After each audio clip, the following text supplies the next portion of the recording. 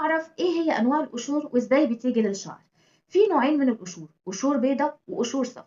القشور البيضة دي غالبا بتيجي مع اختلاف الفصول، مع تغير الفصول، واكتر الفصول اللي بتزيد فيها القشرة هو فصل الشتاء، لان فروة الشعر بتكون جافة زيادة عن اللزوم، مش مترطبة اول باول، فبتكون نوع من انواع القشور بتعمل طبقة كده عازلة على فروة الشعر.